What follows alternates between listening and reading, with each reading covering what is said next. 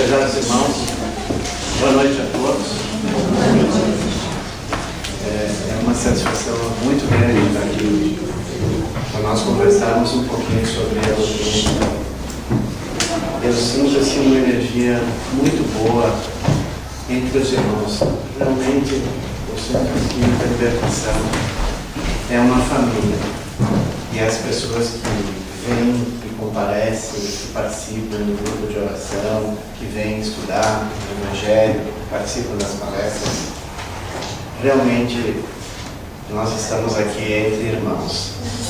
Um ajudando o outro, procurando cada um auxiliar, procurar o seu caminho e auxiliar também aos irmãos, para que cada um encontre o seu caminho, a sua paz, o seu castelo interior.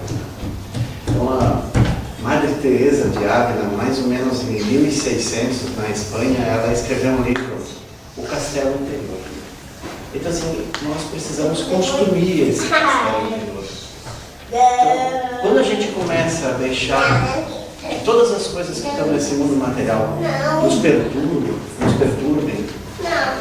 nos causem sofrimento, dor, quando a gente deixa o orgulho, a vaidade, o ódio, as preocupações do dia a dia tomar conta da nossa vida, a gente não consegue entrar dentro desse castelo. Então, assim, nesse castelo é onde a gente encontra a nossa paz, é onde está o reino de Deus dentro de nós. Então, todos nós temos um lugar lá dentro de nós, que é um lugar de paz, é um lugar de tranquilidade, é um lugar onde a gente pode se encontrar consigo mesmo, poder se analisar, poder traçar planos para o futuro da nossa existência, porque nós todos aqui estamos em aprendizado. Então, na verdade, nossa passagem aqui nesse plano terrestre é muito curta. E nós estamos trilhando um caminho. Então, imaginem os irmãos que nós já passamos lá no reino mineral, no reino vegetal, no reino animal, no reino nominal onde nós estamos hoje. E a gente vai ascender, vai sair desse reino nominal e vamos passar para um outro reino, o angelical. Então, às vezes, a gente dá muita importância para as coisas que nos acontecem. Ah, mas isso aí é tudo bobagem. Pode ser. Mas se a gente vai estudar, vai ver dentro de uma lógica, a gente vai ver assim, que se nós analisarmos o comportamento de certos irmãos, a violência é tanta, a maldade é tanta, que a gente vai ver que lá dentro tem ainda um animal. Então, assim, quando a gente é egoísta, quando a gente pensa em si próprio, não tem um pingo de compaixão pelos irmãos que sofrem, o que nós estamos sendo? Então, assim, a gente vai ver que tem uma linha ali muito tênue, muito próxima, de sair do reino animal para o reino hominal, que é o reino onde nós estamos. Então, assim, isso aqui é um estágio. E todas as vezes que a gente vem aqui, nessas incursões na carne, é mais ou menos assim como uma onda. Um mar, ele vem, às vezes a água está por baixo, é quando nós estamos no plano espiritual. Quando essa onda sobe, nós estamos no plano material. Então, assim, nós vamos ter várias existências, já tivemos várias outras, e vamos continuar aprendendo. Cada uma dessas tem um objetivo de vida, tem um aprendizado.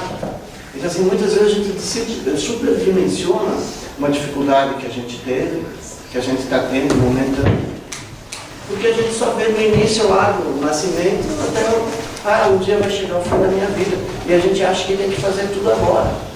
E não é assim. Todos nós temos a chance de encontrar aquela paz interior. Então, assim, eu procurei trazer para os irmãos uma passagem do Evangelho, que não adianta nada a gente colocar uma situação que aconteceu com Jesus, quando ele esteve aqui no nosso plano terrestre, E Jesus, o que ele ensinou, ele mostrou um caminho para nós. Onde é que está esse caminho? Está escrito no Evangelho. Então, assim, foram 4 os evangelistas. João, que era um discípulo de João Batista, e que quando Jesus foi batizado, ele passou a seguir Jesus. Então, João era um discípulo predileto, vamos dizer assim, de Jesus, Não que ele não amasse os outros e não que ele não ame a todos nós, mas ele tinha uma certa afinidade com João. Porque no final, quando Jesus foi crucificado, João cuidou da Nossa Senhora, a nossa mãe, a mãe de Jesus, né? Ele foi lá na cidade de Éfeso, e aí cuidou de Nossa Senhora depois da morte de Jesus. Então talvez por causa disso, Jesus, como ele já sabia as coisas que iam acontecer, ele teve um carinho todo especial com João. Mateus, que era o Levi, que era um cobrador de impostos. Marcos, esse não era apóstolo, né? Marcos não era apóstolo, era evangelista, porque o evangelho ele escreveu provavelmente no ano 36, depois então da morte de Jesus. Ele era sobrinho de Zacarias, que era amigo de Paulo de Tarso, que foram juntos na criação das igrejas em vários lugares, até próximo da Grécia, né? Então Marcos, João, Marcos, Mateus e Lucas, que era um médico grego e que conheceu Paulo e aí então escreveu os evangelhos, conversando com Maria, conversando com João e os demais apóstolos. Eles escreveram todas as passagens que Jesus não escreveu, mas deixou ali gravado como ensinamento. Então esses ensinamentos de 2000 anos atrás são perfeitamente atualizados, aplicáveis agora na nossa existência nesse momento atual. Então nós temos aquele encontro de Zaqueu com Jesus. Zaqueu, será que Zaqueu dividiu os bens com os pobres? Quem acha que Zaqueu dividiu? Pode levantar a mão, por favor? Quem acha que Zaqueu dividiu os bens que tinha com os pobres? Quem acha que ele dividiu? Pode levantar a mão. Tu acha que ele dividiu? Um só? Uma pessoa só acreditou no Zaqueu? E quem acha que ele não dividiu os bens? Não dividiu. Vamos ver, no final nós vamos saber isso aí hoje. Então, todos esses ensinamentos de Jesus estão ali no Evangelho. Essa passagem é descrita por Lucas, no capítulo 18. Jesus convoca os apóstolos e diz assim: nós vamos subir para Jerusalém. Então assim, Jerusalém significa cidade da paz. Ela fica a 1000 metros acima 850 metros acima do nível do mar. E Jericó fica a 250 abaixo do nível do mar. Então essa cidade, Jericó, é uma cidade onde havia muito comércio e as pessoas faziam os romanos que dominavam aquela região da Judéia e lá o representante dele que era Pôncio Pilatos. Mas os judeus tinham um rei que chamava Herodes. A gente sempre imaginava que Herodes também fosse romano. Na verdade, Herodes era o rei dos judeus. Então os judeus eles tinham Herodes, que era o rei deles, e tinham o poder dos romanos através de Pôncio Pilatos. E ainda eles tinham o Sidério. Então o Sidério foi composto pelos fariseus, que eram em torno de 6.000 habitantes, e os saduceus, que eram a maioria. Então são classes importantes, que eram os sacerdotes da vida época. E os fariseus conseguiram entrar no Sidério, então formaram esse segmento desses sacerdotes que tinham um poder muito grande. Então nós imaginamos assim, que Pilatos seria o nosso presidente, tá? O nosso Michel. O Herodes, né, seria lá o Congresso Nacional. E o Sidério, que seria onde se julgavam as pessoas, né? Então, através da religião, seria o nosso Congresso Nacional. Nós não vamos falar de política, só para a gente ter uma ideia. Então, assim, quando Pilatos recebeu Jesus, o que ele fez? Ele mandou lá para Herodes.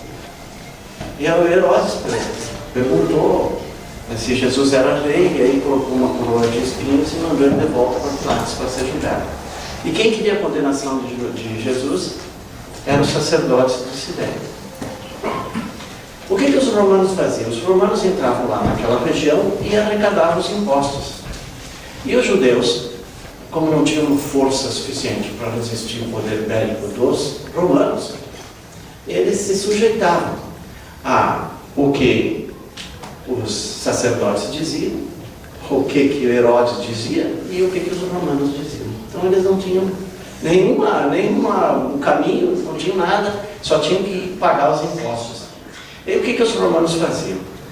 O direito, ele surgiu já lá com o direito romano. Então os romanos tiveram uma importância muito grande também através até da legislação que nós temos hoje. Então muitos segmentos da lei brasileira são lá dos romanos. E aí os romanos falavam latim. E olha só a importância disso aí. Os romanos falando latim, lá naquela região se falava o aramaico, e pouca gente conhece o aramaico. Então era importante que naquela ocasião, naquele momento que Jesus veio à Terra, que tivessem pessoas que pudessem traduzir isso e levar para o mundo inteiro. E muitas pessoas dessas não sabiam ler. Os romanos também, eles tinham que entrar nas casas e tirar esses escritos que foram feitos pelos apóstolos e pelos evangelistas, mas eles não sabiam. Então eles entregavam qualquer papel e eles iam lá e queimavam. Por isso que nós tivemos a graça de ter ainda a oportunidade de ler passagens que Jesus deixou ali e foi registrado pelos evangelistas.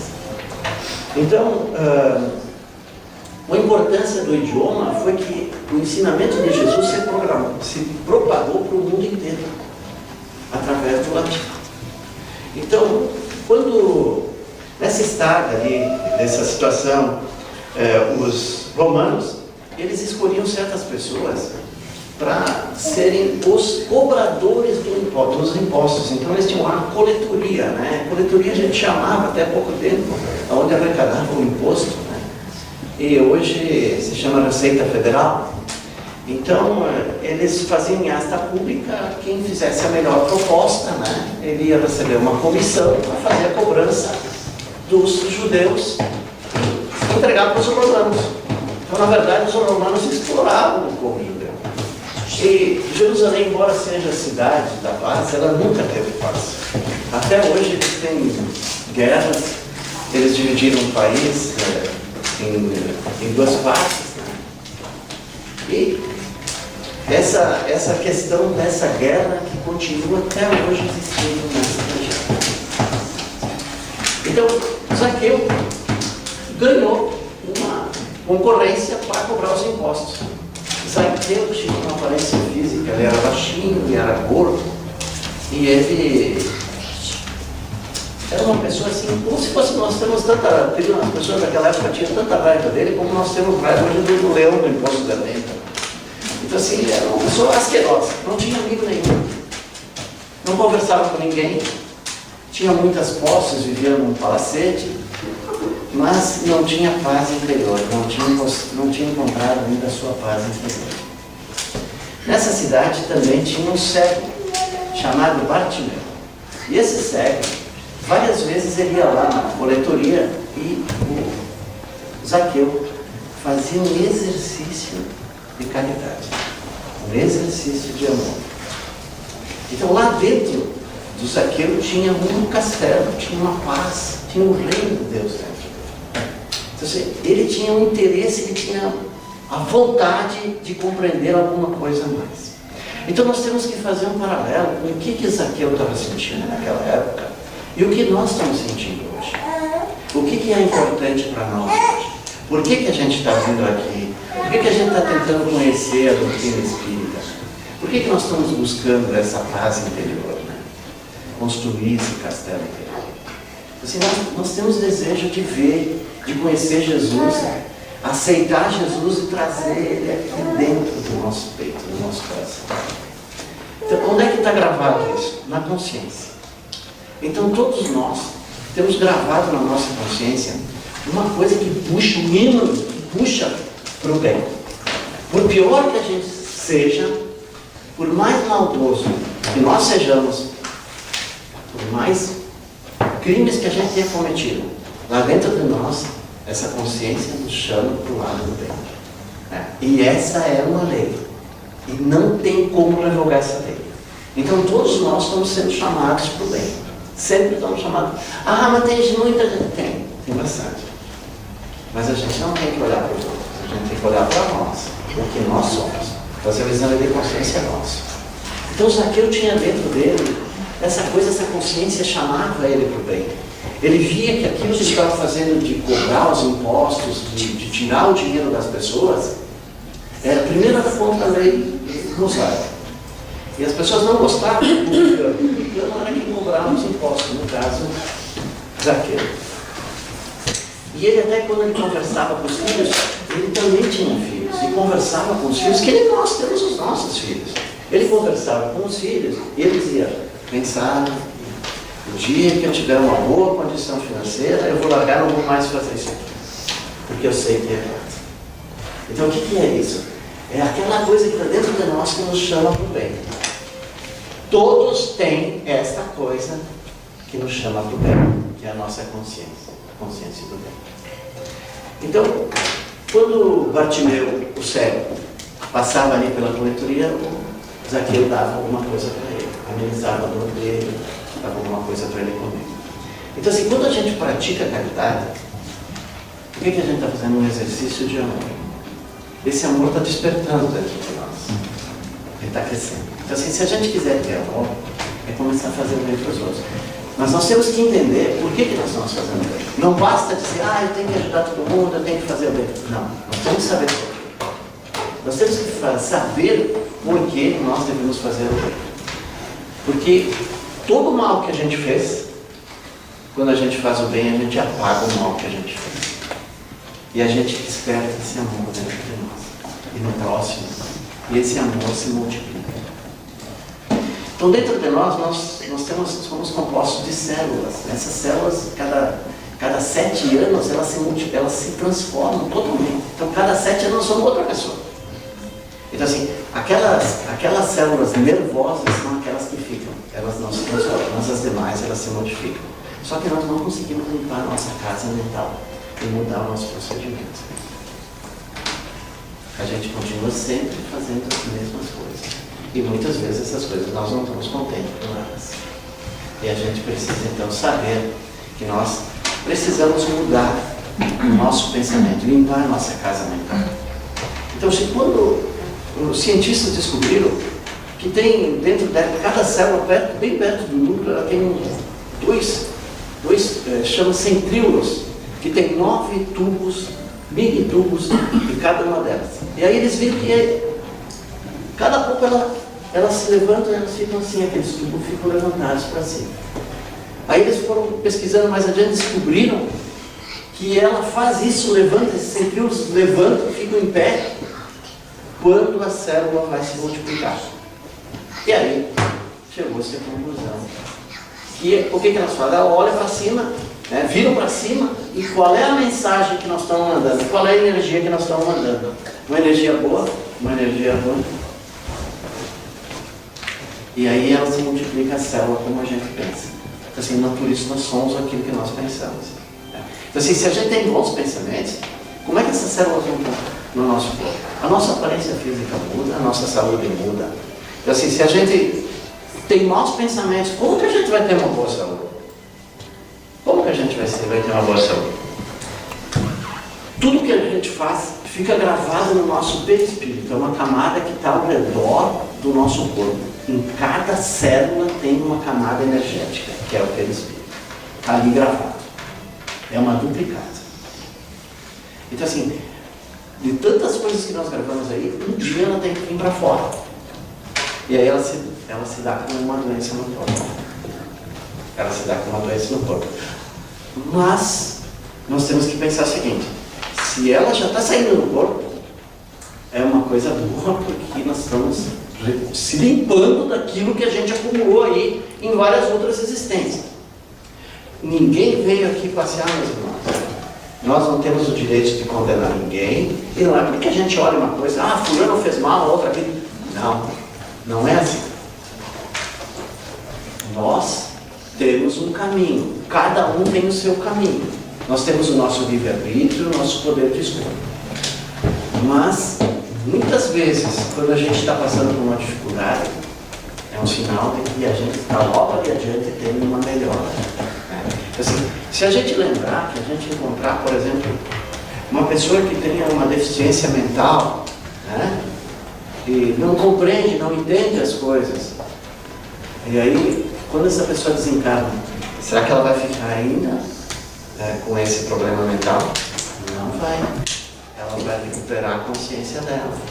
Ela está com aquele corpo momentaneamente limitado.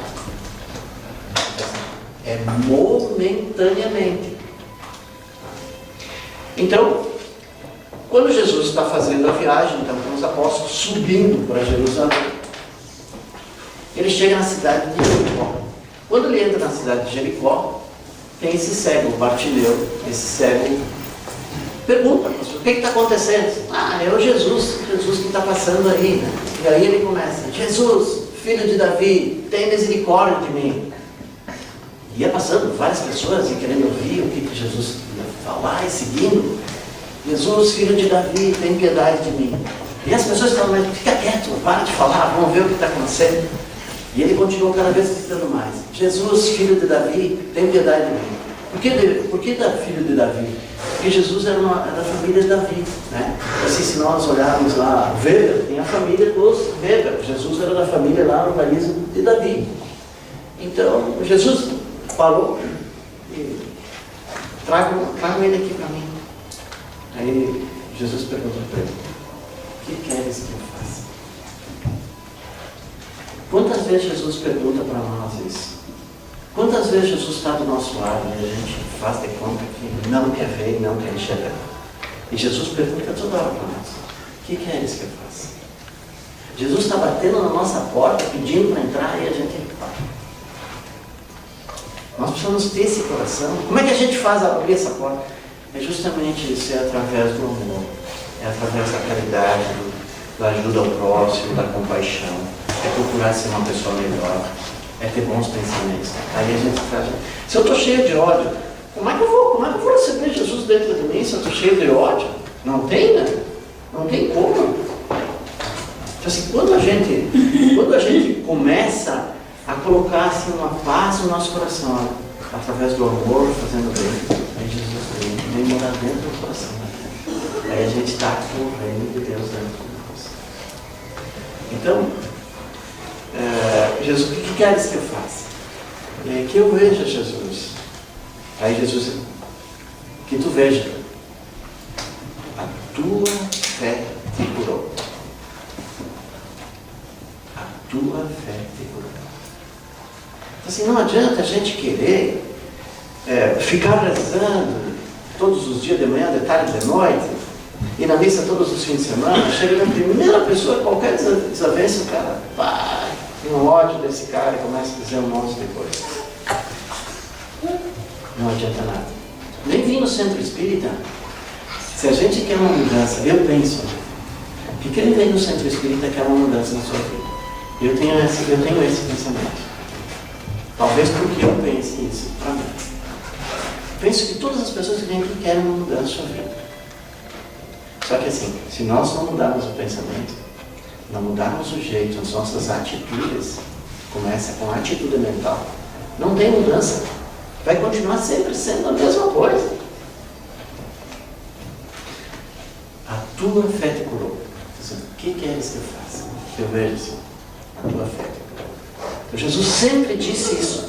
Me lembro que quando a gente domingo, a gente faz a leitura do Evangelho, Jesus não cura ninguém assim, eu vou lá para te curar. Não, o que tu quer? Eu quero enxergar. Enxerga. A tua fé te curou. E aí o Bartimeu saiu fazendo propaganda, né? E Zaqueu já... Aí foi no início da cidade, na entrada de Jericó. Quando ele estava mais no meio da cidade, Jericó significa perfumado. Perfumado. Era uma cidade linda, construída por Herodes, mas aquele lá, o outro rei, cheio de palácios. Era uma cidade muito verde, muito campo, muitas flores, plantação de trigo, de cana de açúcar. E era uma cidade que tinha muitas rosas vermelhas, muitas flores amarelas. Então se dava um brilho na cidade, um perfume. Era uma cidade que não era muito fria e não era muito quente. Então eles procuravam veranear nessa cidade. Esses grandes poderosos daquela época. Quando estava mais para o meio da cidade, tinha então o Zaqueu, que era baixinho, gordinho, cheio de pessoas e não conseguia enxergar, e ele queria ver Jesus. Ele tinha uma necessidade dentro dele de encontrar o reino do céu. E aí o que ele faz? Ele não teve dúvida, ele pegou e viu que tinha uma figueira, ele subiu nessa figueira.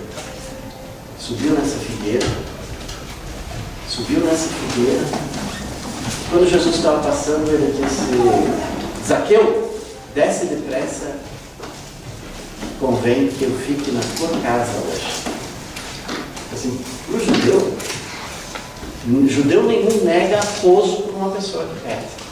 Eles não podem fazer segundo a lei deles, os costumes deles. Eles não negam um lugar para a pessoa ficar. Seria, vamos dizer assim, vamos colocar assim uma palavra, um sacrilégio se eles não deixassem a pessoa perguntar na casa deles.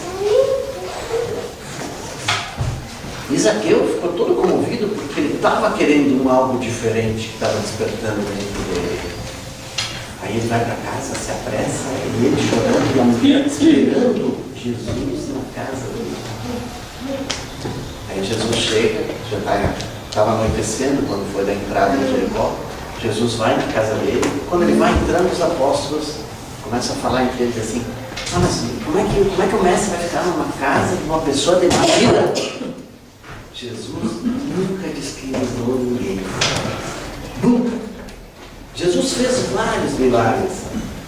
Talvez, no meio espírita, se comenta que os 3 grandes milagres de Jesus tenham sido com a conversão de Lázaro,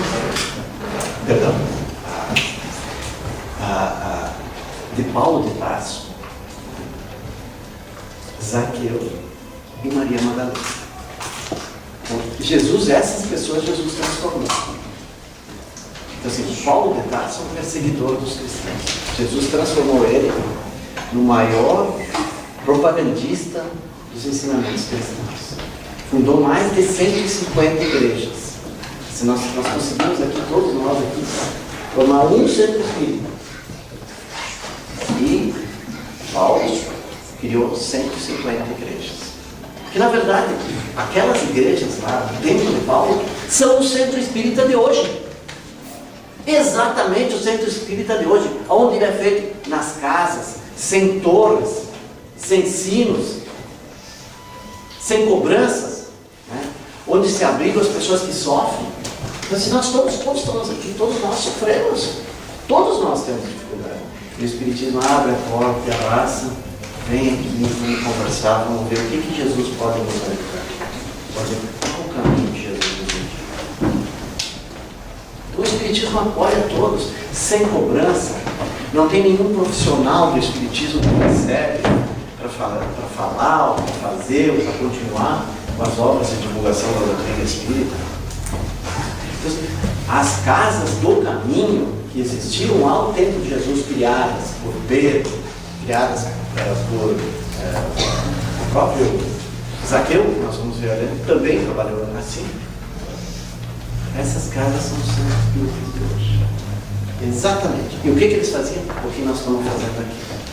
Conversando de como a gente pode melhorar a nossa vida, como a gente pode colocar Deus na nossa vida, como a gente pode ter um caminho melhor. Então, quando o Zaqueu ouviu isso, ele disse: não, mestre, eu vou dividir a metade, vou dar a metade dos meus bens aos pobres. E se eu extorquir dinheiro de alguém, eu vou devolver 4 vezes mais.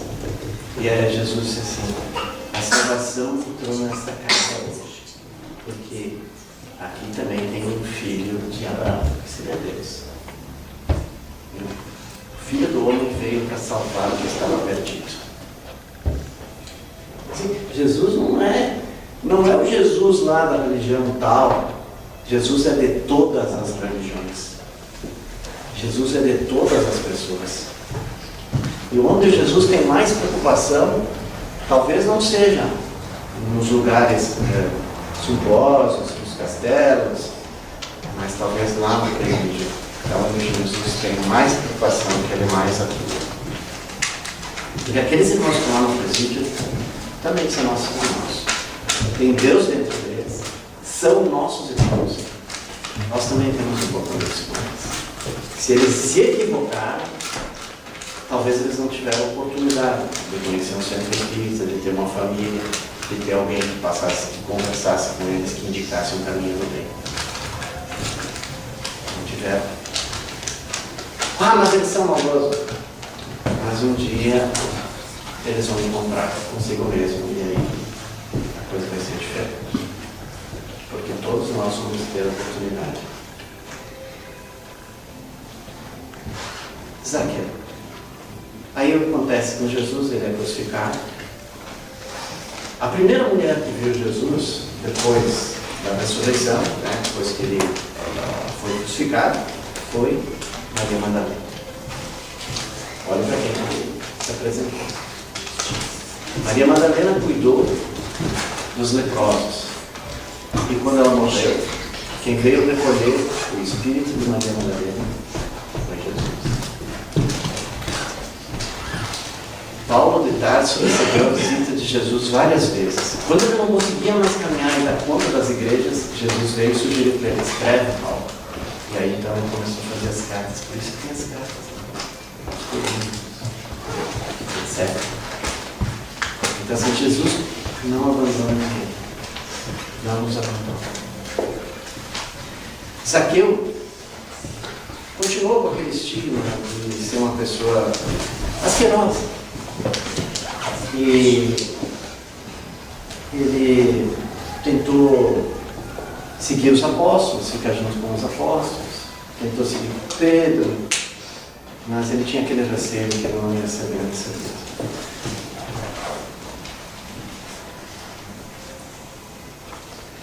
E um dia ele encontrou com Paulo de Tarso, e contou a história dele.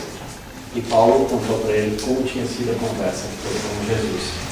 Jesus estava indo com um camelo para uma cidade de Damasco, perseguindo o Ananias, que era um cristão, e aí aparece um clarão na frente deles.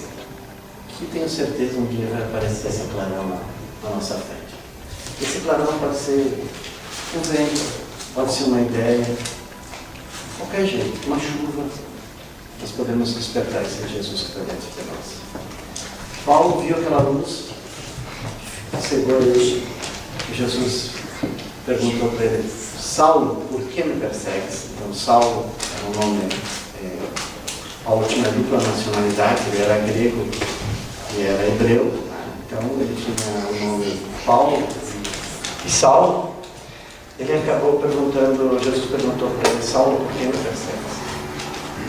Ele disse: Senhor, o que queres que eu faça?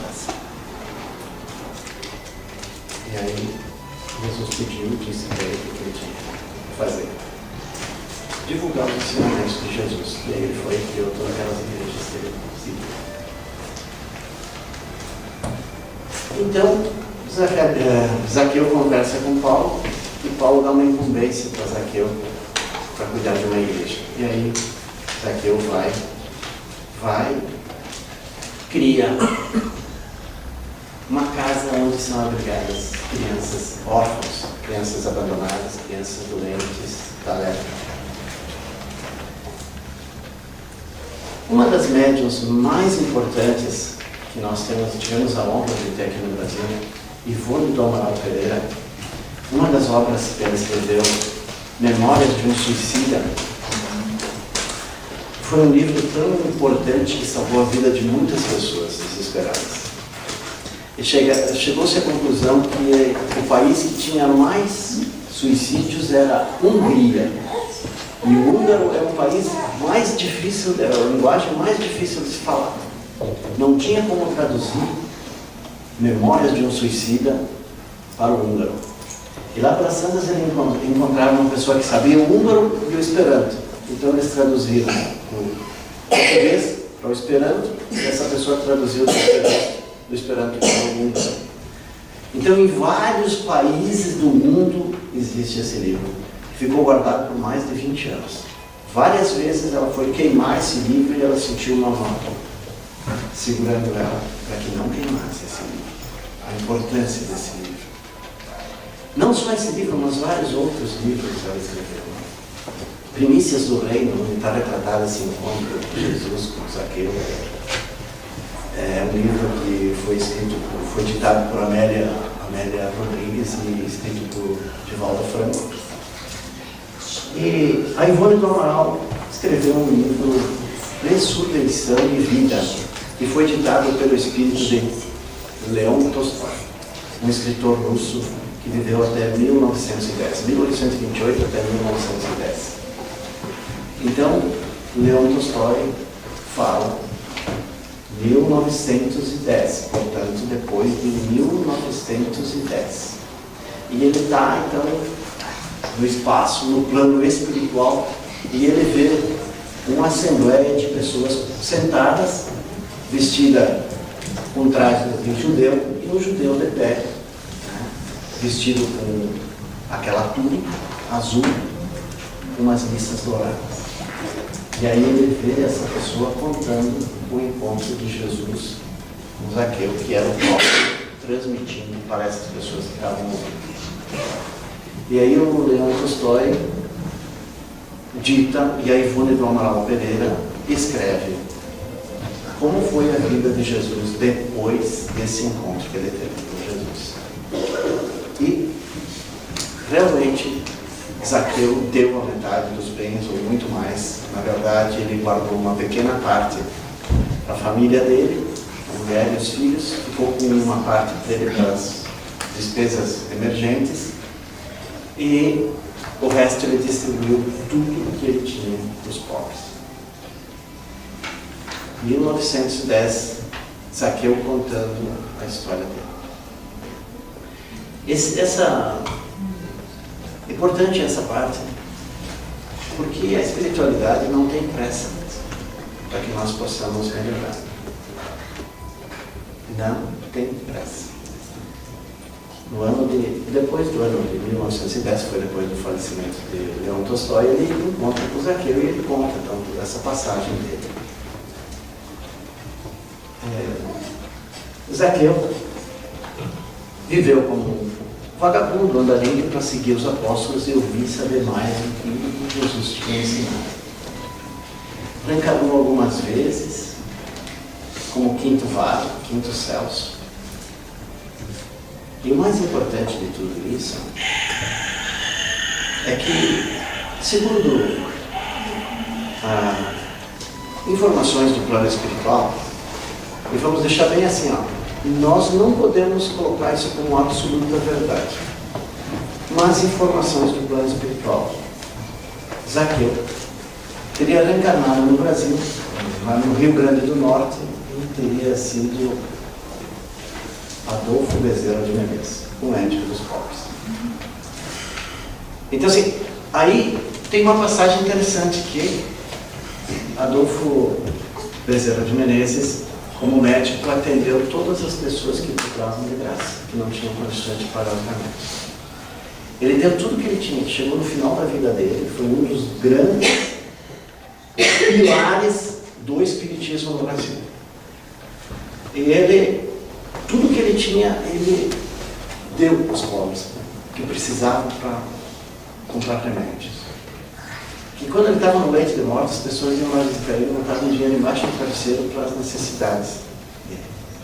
E numa oportunidade, ele atendeu uma senhora que estava com uma criança, ele examinou a criança naturalmente de graça, e a mulher terminou, ele prescreveu o remédio, e a mulher começou a chorar. E aí ele perguntou o que ela tinha, ela disse: olha, eu não tenho dinheiro para comprar o remédio. Aí o doutor Bezerra de Menezes bota a mão no bolso, não tem nada, bota a mão no casaco, não tem nada, olha na carteira, não tem nada, não tem dinheiro nenhum, ele olha para o anel de formatura dele. E aí o que ele teve, o choque que ele teve? A lembrança do capitalismo, a lembrança de Jericó, da cobrança de impostos, de cobrar das pessoas, né, naquela época, para entregar para os romanos, e ser beneficiado disso. E ele tira o anel do dedo e dá para a mulher e diz assim: olha, tu vai comprar comida para os teus filhos e o remédio para a tua filha também. E a mulher vai agradecer, se não me agradeça, porque eu apenas estou te devolvendo o que um dia eu te tirei. E aí já se prepara, abre a porta e já atende outras pessoas que vêm. Então assim, o que a gente muitas vezes a gente quer as coisas muito rápidas. Assim, 2000 anos, quase 2000 anos, para recuperar e pagar aquelas contas que a gente contraiu uma vez. Mas é importante assim, a gente, bom, se a gente conseguir dizer assim, olha, gente, a partir de agora eu vou tentar estar presente no que eu estou fazendo. Estar ali 100% consciente do que está acontecendo. Saber o que está acontecendo. Fazer o exame de consciência. Não agir precipitado. Não prejudicar os outros. Então a gente, vamos estancar, que nem diz o médico, vamos estancar a sangria, depois a gente tenta recuperar. Então assim, a gente sempre vai ter a oportunidade de corrigir, de acertar aquilo que a gente fez. E isso é lei. Quando a gente lesar uma pessoa, a gente vai ter que restituir. E todo bem que a gente faz, paga o mal que a gente fez. E o amor cobre uma multidão de pecados, disse Jesus para Madalena. O amor cobre uma multidão de pecados. Então assim, essa história do Zaqueu é bonita, é bacana? Não. Nós temos que ver o que isso traz para a nossa vida. O que esses ensinamentos de Jesus trazem para hoje, para nós aplicarmos na nossa vida, no nosso dia a dia, a partir de agora.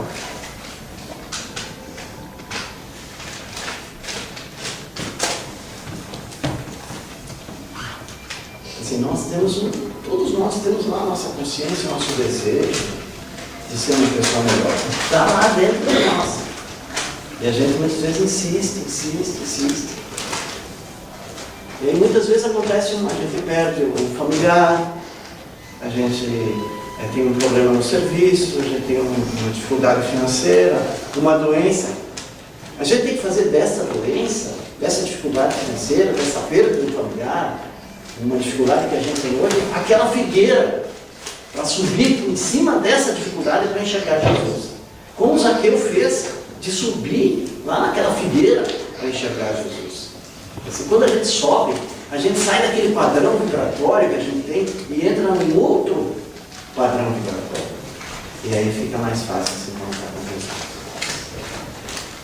Meus irmãos, eu gostaria assim de coração de que todos nós, hoje, possamos sair daqui melhor do que a gente trouxe nessa casa.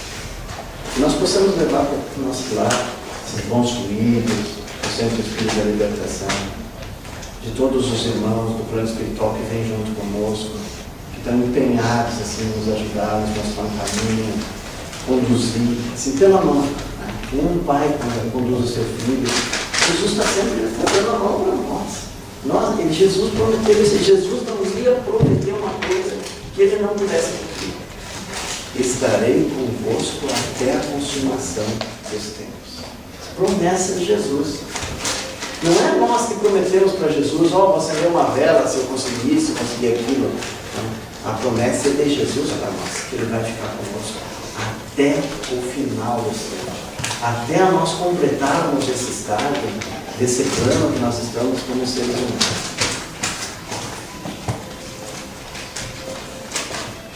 Obrigado.